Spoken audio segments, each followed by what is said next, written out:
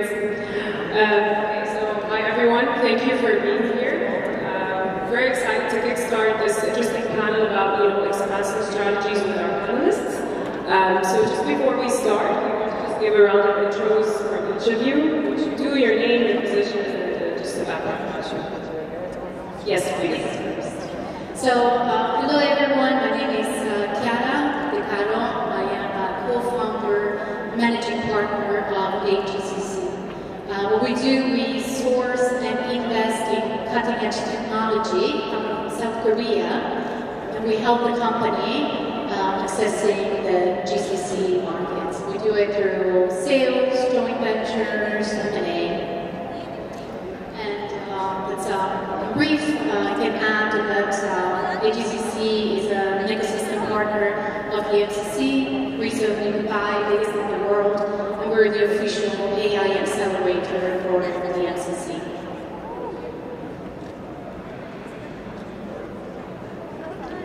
Hello,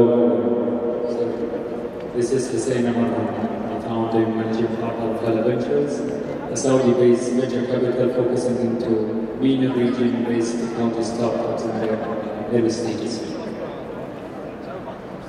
Hello, Jacopo, Losso, Director General of the European Business Leadership Network, which is the network connecting angel investors across Europe and 50 other countries, not only in Europe but also around the world. Our association helps business angels go international. It's a network where like-minded business angels from different parts of the world connect with one another, share deals, learn from each other, and our association accounts about 120 angel groups scattered all over the world, and we're very happy to also have in Egypt a few of our EBAN members here in town. I'd like to be joining you guys. Hello everybody, I'm Sada. I'm the founder and GP at Sunnyside Venture Partners. We are the first Asian VC to target Egypt and North Africa. We launched in 2022 and we have so far about 15 companies in this region. We are sector agnostic and we invest in pre-seed stage to seed stage startups. Thank you.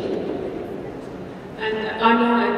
I'm managing the entrepreneur selection and growth at Endeavor, and also running the scale-up program at Endeavor as well. So for those of you that don't know Endeavor, we are a global organization. We help support high-impact entrepreneurs by helping them raise funding and expand internationally into different markets. Okay, so starting with you, Hussein, start the first question with you. So when a startup is considering expanding, what are the main factors that they should look at in order to help them evaluate whether they're ready to do so? That's a great and large question, basically. It needs to be answered by not only the entrepreneurs who are founders of the startups, but also all the stakeholders of that, the shareholders of the company itself, to start with. The readiness of the company and their awareness of the markets that they're trying to expand. How much they know of that market? Have they done their homework of researching the landscape over there, the growth, the possibilities of growth over there, and also the partnerships possible before they move on to that market? So to start with, have they started building a proper partnership over there to help them acquire some of the market shares, or they're thinking of going there haphazardly and trying to figure it out while they're there? So it's totally different, basically. So unless they're doing their homework before go to there, it's going to be really, really challenging for them to acquire any information. Thank you. Jacopo, so regarding your firm, your VC firm, what are kind of the criteria that maybe you use in order to assess kind of readiness for these companies to expand?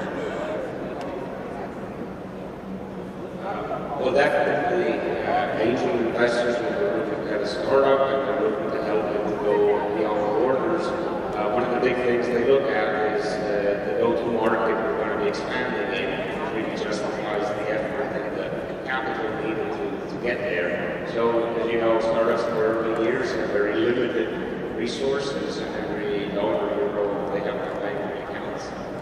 So we try to understand what is the market opportunity for the company to go elsewhere, and if it's enough of the market to justify the risk and the effort needed to basically land and establish a presence there.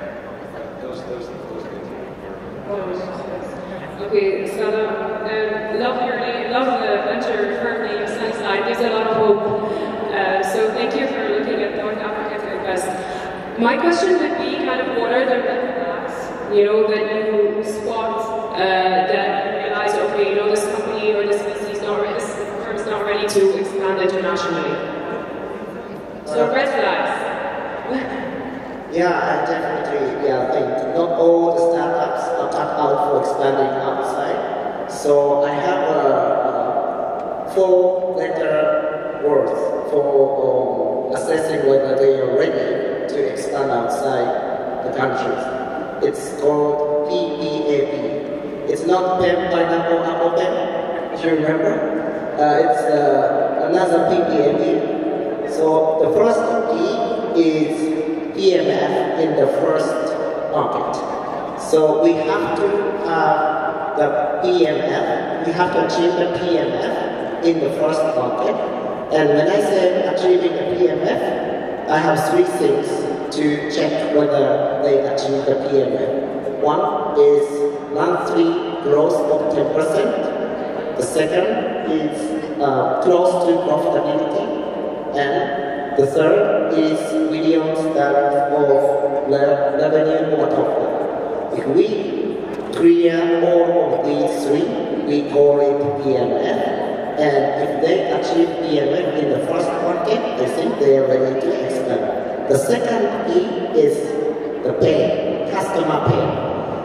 It doesn't necessarily is the case the pay they are solving in the first market is the same for the next market.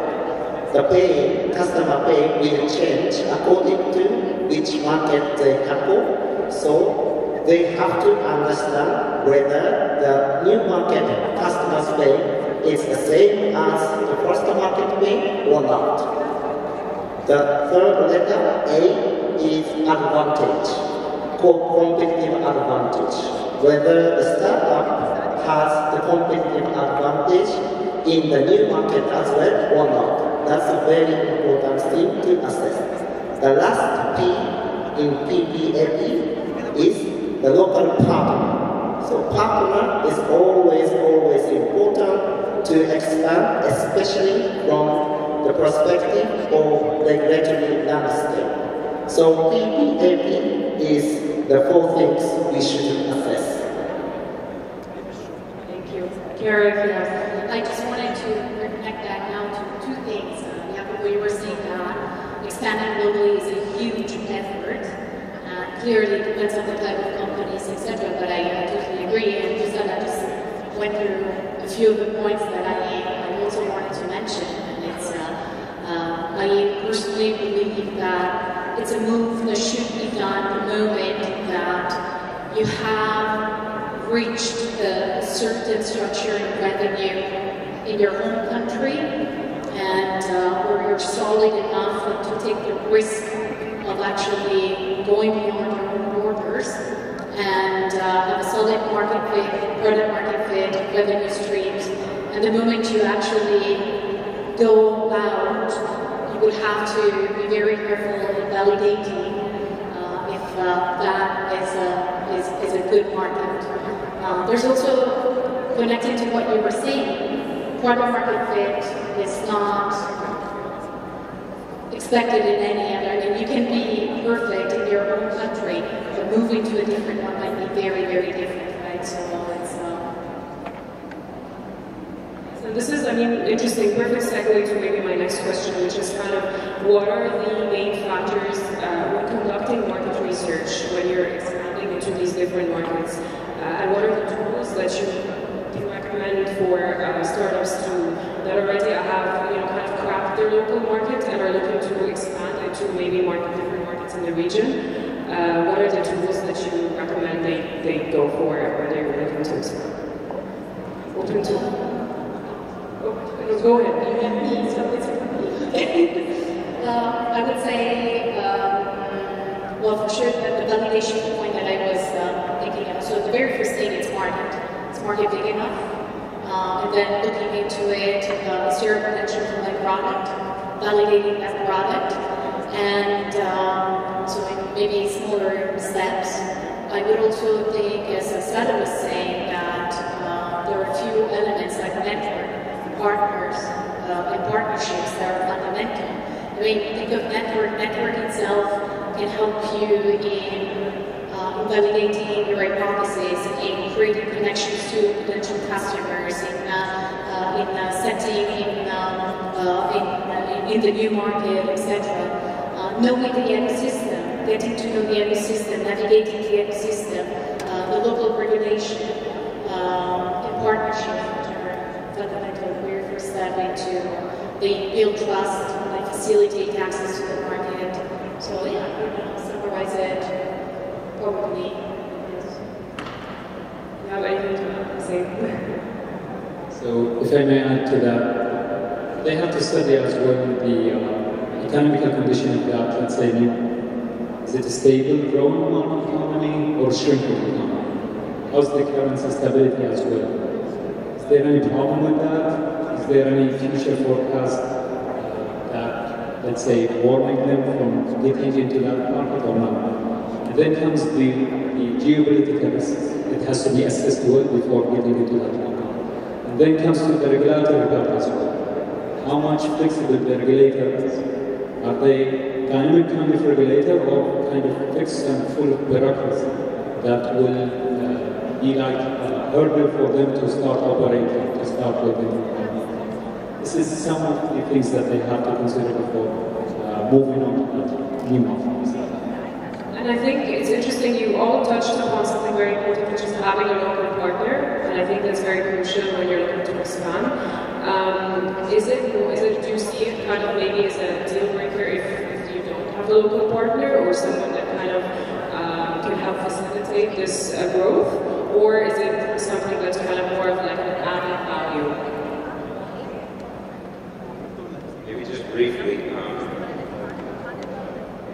a lot of companies have very different stories and different sectors that need also different things to become successful. So it's not easy to make like one general remark. But in the world of angel investing, we always try to encourage startups that want to enter a new market to fundraise from also local investors, not just the current investors, but also to find there a good local investor that can become a partner in the sense that it's a smart investor that has connections and that can help and connect you to clients and connect you to their broader ecosystem.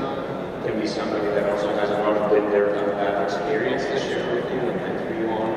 But we try to help companies think through the process of scaling and growing abroad, also by including in that process fundraising for investors on the ground and help out that is already well connected. It's not impossible to enter new markets without having a partner. I think a lot of excellent startups in the world are able to do that because what they're bringing to the new market is something extremely similar to what was working in the previous market. Maybe very minor deviations, maybe minor tweaks done to the actual product to make it work. So it's not always needed. Some companies that are able to just have the same exact business model, product, scale more or less global without having to do way too much. But it is very much the opposite for companies that are not able to standardize so well in their product offering. And therefore, that's why we always try to encourage the entrepreneur and the investors to find somebody they can bring on board as a shareholder or as an investor in the new company growing. Okay, so we kind of had like a macro overview about expansion into different markets. Let's take a kind of a look into the micro a little bit. So regarding financial metrics, what are kind of the main financial metrics that you look at in order to kind of evaluate or market readiness for these companies? So let's go. Yeah, like I said, the first things we assess whether they can be ready to expand is whether they achieve P and F in the first market. And how I assess the P and F, it's monthly 10% growth, whether constant monthly 10% growth is achieved, and also the close to profitability. It doesn't have to be achieving profitability already, but at least they have some signs to achieve the profitability, and the volume, which is $1 million of revenue or GMV. So that's how I consider PMF. And to assess the new market opportunity, I think what's most important is to calculate from the bottom-up approach how big it's going to be their TAM, total addressable market. Instead of going from the top-down, some desktop research number, it is very important to use your own pricing, which you are considering in the new market, and assess this price times the potential customers in the new market and how big is the going to be the TAM within the new market. Because sometimes using some top-down desktop numbers, the TAM looks very lucrative, but you have to be, I think, considered from the bottom-up calculation using their own pricing and then your own number of target segments which they might have in the new market. Any added comments on that? Okay. Any added comments on that? Okay, so I mean, we've seen a lot of times where you have startups that want to expand into other markets because they want the first mover advantage, but are not necessarily ready to do so, versus kind of doing thorough market research before planning. So it's the concept of this trend of speed versus being ready or kind of cracking their local market before expansion. So what would you advise these type of startups?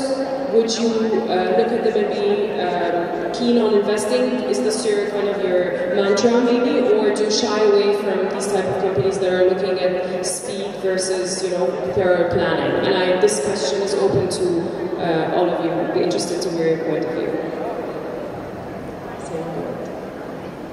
That's a tricky question, basically. And it's always challenging to answer that. There is no straightforward answer. So what we internally try to use is construct the entire financial model from scratch and see whether they can be able to reach to a break-even point and then to profitability at the end. We are in a different market other than, let's say, if you're comparing this part of the world to the US, to Europe, or somewhere else, the market won't accept a company that keep burning cash for years. They will give up on them sooner than elsewhere. So it would make sense that even with the burn, that in one day or 1 year, they can shift the entire business model and the burn into being the sustainable kind of business, profitable as well. So again, there is no straightforward answer. It's always case by case.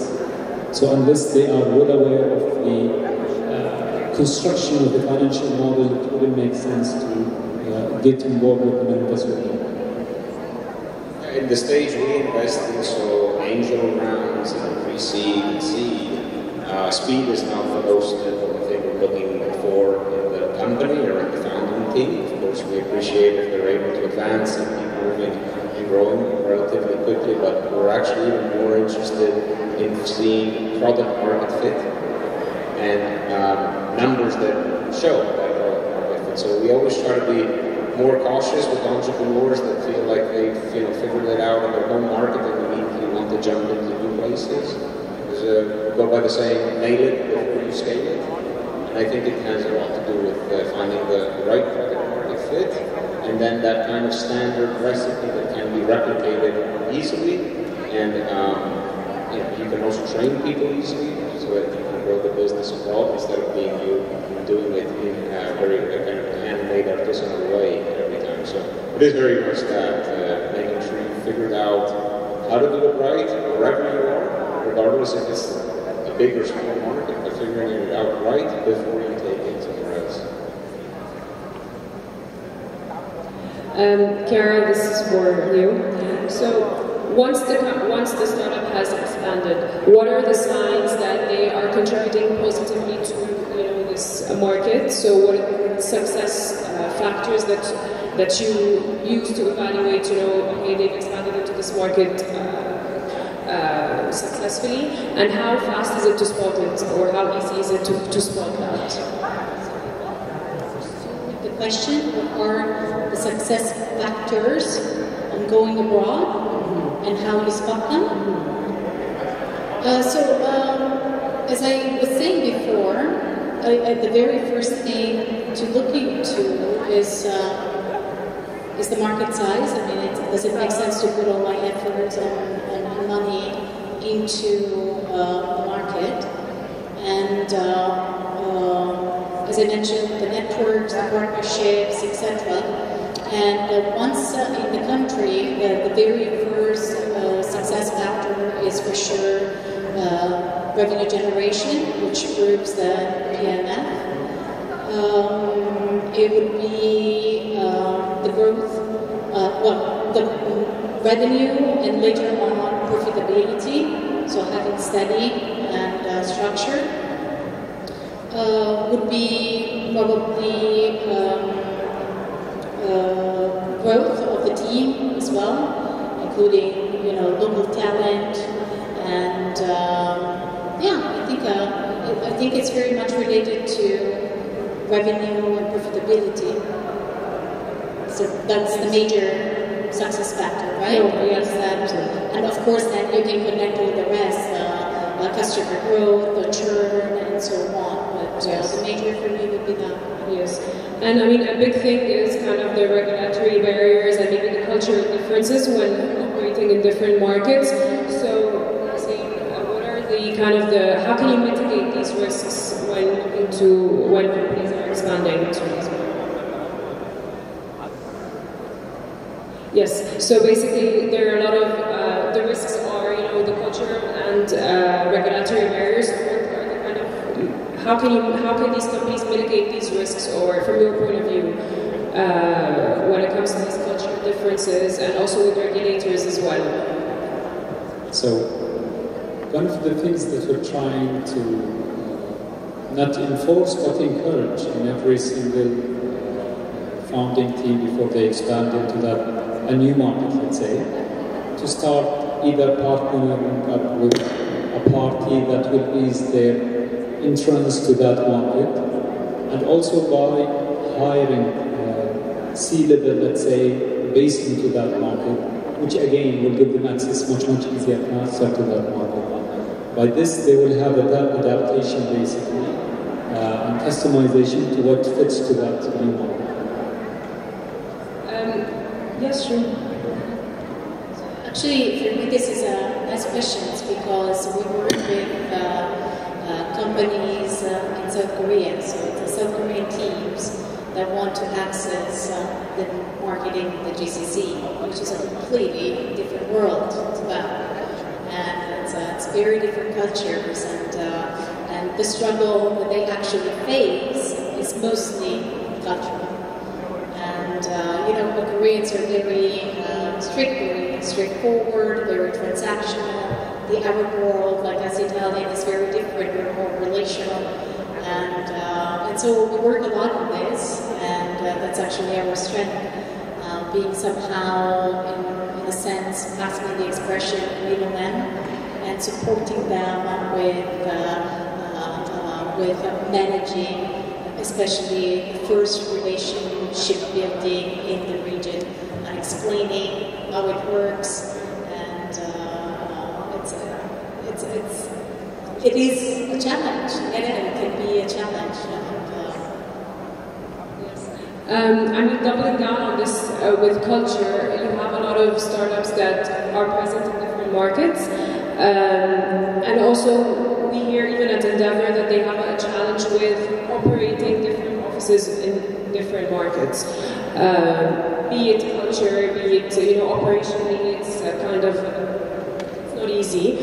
So what advice maybe would you give entrepreneurs to be able to kind of balance that? So take enough time to get to know your customers, wherever these may be. Of course, if you're looking to expand, it justifies taking enough time to get to know your go-to customer in the new market and what is important for them. There's really no easy way out of that one. I guess this just takes enough effort from the entrepreneur to invest time, to study their market, to get to know a bit their new clients, and to get to understand what is important for them. And if they as a company can meet those expectations. One example comes to mind, just to kind of put a little bit of context into this. So, I'll give you an example of a Finnish company from Finland called Jungle Juice. And what they became really good at in Finland was producing fruit juices with many interesting kind of combinations of flavors, with a lot of nutrients, etc. And they were doing amazingly well, in, not only in Finland, but all in Scandinavia. They're still today, they're, I think, every airport you find selling you that top quality premium juice. And I know the founder very well, and a couple of years ago, when they were still relatively successful in their home market, they said, we got to bring now the jungle juice to the Mediterranean region, where it's always sunny outside, there's a lot of great fruit that we can buy and make amazing juice. And what turns out, they had only that as their market study. So they didn't study much more than just assuming that their product, because it was working so well in the north, no brainer should have worked extremely well in Spain. So that's where they went. They set up shop in Andalusia, one of the sunniest and more kind of touristic places in Spain to go, where naturally you could imagine a lot of people wanting a really good juice. Turns out it wasn't the case. They found out later that Spaniards, first of all, don't drink juice as much as Nordic people do. And secondly, they consume fruit in other ways, not through juice. So that ended up being like a 6-month experiment that was extremely costly for them. They spent a ton of money, they invested a ton of money in opening up the new shop in Andalusia, training the staff, running the operation for some time, only to then retreat and never come back ever again. And I think if you talk to the founder now, basically the main thing she's saying is that could have been avoided by simply hanging out in Spain for a long summer vacation and getting to know a little bit how the culture is and how people think, and interviewing potential customers and getting to know if they would buy a €7 juice from us tomorrow. And they didn't do that, and they regret that a lot. Despite, however, the company understanding the mistake, coming home, avoiding to make this a huge loss, and expand elsewhere in Europe, where people do want to have a good cup of juice and pay a good amount of money for it. So they're extremely successful in many parts of Europe, but absolutely absent in other parts of Europe. Thanks to that mistake, learned the hard way. I mean, that's a very interesting story. Just having entrepreneurs in a team kind of be agile and able to spot that things aren't working out and a retreat. So it's not only about expanding into different markets, but it's also about when it's not right or doesn't make sense. So it's very important to highlight that. We'd love to hear maybe some success stories from our portfolio when it comes to expansion. Maybe a company who's top of mind that you always like to give as an example of success.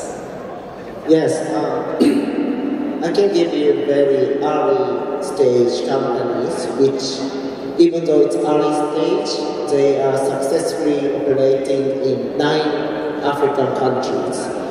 It's one of our portfolio companies called Losso. It's an end-to-end B2B logistics platform which focuses on cross-border intra-Africa trading.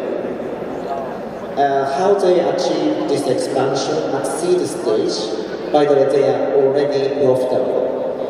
How they are able to expand into 9 African countries, basically they had a structured method to expand into new markets. They they have 3 degrees of expansion. One is called agent, second is called franchise, and the third is called subsidiary.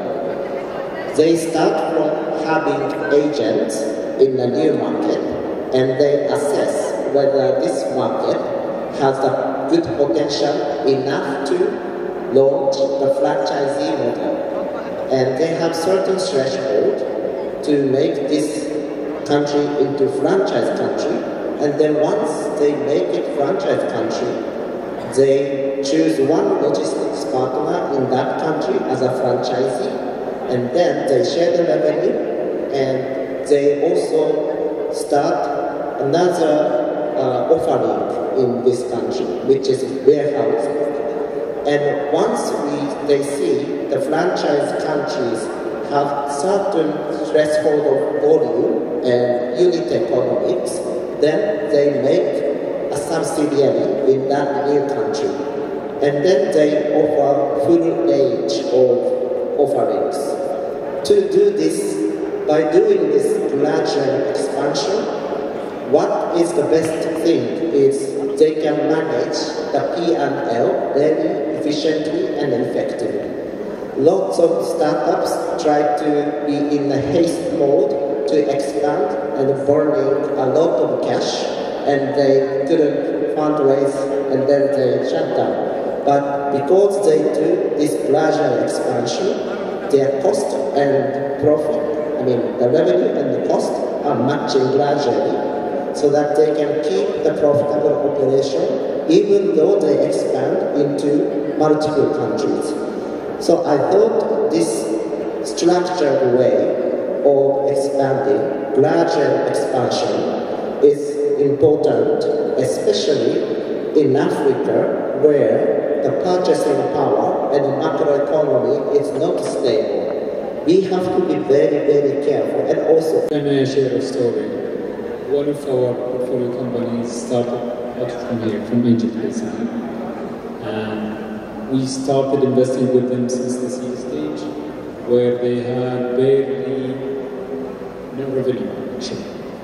And they were in a stage where they were only 2 persons trying to build things up. And we wrote them the first check and made it mandatory for them to start scaling and opening their office in Saudi.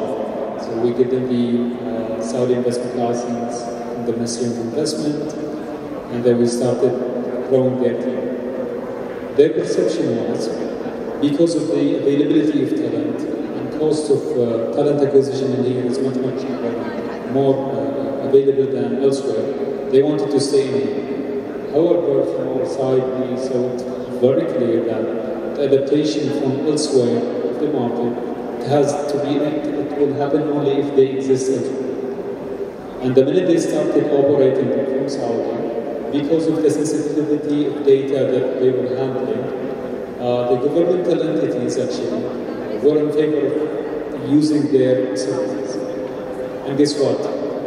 The past couple of days we received some of the updated actually news that the average yearly annual contracts quadrupled since they moved to Saudi. Their revenue grew by more than 10x within a year. And the team is growing like crazy. They're moving to a bigger office in here and in Saudi as well. And they're just getting the start. So this is only an example of what a beginning of a successful expansion looks like. That we anticipate that other companies, whoever plan their expansion, that they can have proper and similar actually successful results as well. Chiara, do you have any? We're very new, so we launched a year ago. We have 4 companies in portfolio, which we invested in very recently. And at the moment, we have no closed cases, but we actually have POCs in the process, in the final stages for 3 of the 4. So that's we're very happy and So I hear the overarching theme is mainly, the team. The team is very important because, if you're not able to be agile, if you're not able to double down on things that are not working or working, then there will be issues with expansion. It's very important to highlight. Just to conclude, would love to hear maybe final advice from each of you to entrepreneurs that are kind of still questioning the timing and readiness when expansion, and maybe just a concluding remarks about what advice you would give them if they're still unsure about this step. So yeah.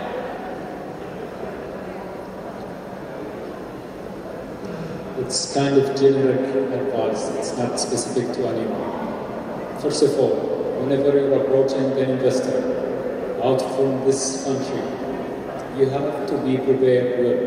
You have to have a clear vision. And before you reach to that point, you have to have a dream. Since dreams are for free, dream big. In order to make sure that your dream is big enough, you have to think of it. If it doesn't make you panic at night, it's still small. So once you have that vivid kind of vision, really clear, well structured, then and only then you can reach out to investors from elsewhere. Once you reach out to investors, you have to have a plan, an execution plan that you can go for immediately. In the past, a lot of entrepreneurs were thinking of, we might explore going into Saudi market, or GCC market, or elsewhere. Then the story started shifting that, okay, we will consider now to look into the GCC market, expanding to there. And then the story started changing to, you know what, we're going to have a small office in there, so we can operate from there. The story started changing again. We would like to have a proper office in there. And now the story is changing. We have to have a proper headquarters in, let's say, GCC, because of the economical conditions. Let me tell you a bit of statement. I'm stating a fact right here. The economies in the GCC are growing because of so many reasons. One of them is because of the visions that they have announced. Because of this, so many initiatives into different, let's say, ministries, so many sectors. All the sectors are moving and moving and growing. Because of this simple fact, there is massive opportunity elsewhere.